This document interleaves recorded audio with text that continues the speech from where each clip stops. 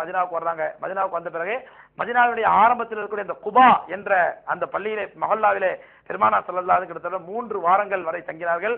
அங்கே தங்கி அங்க ஒரு பள்ளிவாசலை உருவாக்குறாங்க. அந்த பள்ளியை பத்தி நான் உங்களுக்கு விளக்கம் சொல்றேன். அதுக்கப்புறம் பெருமானார் ஸல்லல்லாஹு அலைஹி மதினாவுக்கு வருகிறார்கள். மதினாவுக்கு வந்த உடனே சஹாபா மதினாவில் உள்ள அன்சாரிகள் ஒவ்வொருத்தரும் என் வீட்டுல தங்குங்க உங்க வீட்டுல தங்க ரசூலுல்லாஹ் கையை பிடிச்சி இருக்கிறாங்க. பெருமானார் ஸல்லல்லாஹு அலைஹி சொல்றாங்க, இந்த நான் ஏறி வரக்கூடிய இந்த கஸ்வா என்ற சொல்லுடைய ஒட்டகத்தை நீங்கள் விட்டு விடுங்கள். அது எங்க போய் படுக்குதோ அதுதான் அல்லாஹ்வுடைய கட்டளை எப்படி நான் தங்க வேண்டிய வீடு. ஆக இப்போ அந்த ஒட்டகத்துக்கு அல்லாஹ்வின் வழி வருது, அதை விட்டுருங்க அப்படின்றாங்க. அந்த ஒட்டகம் அப்படியே மதீனாவை போல 2 ரவுண்ட் அடிச்சுட்டு கடைசியில அபூ அய்யூப் அன்சாரி ரலியல்லாஹு அன்ஹு வீட்டுக்கு பக்கத்துல வந்து படுக்குது. அபூ அய்யூப் அன்சாரி ரலியல்லாஹு அன்ஹு உடனே ரசூலுல்லாஹ்வுடைய சாமானையும் ரசூலையும் அழைச்சிக்கிட்டு அவங்க வீட்டுக்கு போறாங்க. அந்த இடம் பெருமானார் ஸல்லல்லாஹு அலைஹி வஸல்லம் அங்க போய் தங்குற உடனே அவங்க செய்யற முதல் வேலை என்ன தெரியுமா? இங்க ஒரு பள்ளிவாசலை கட்டணும்.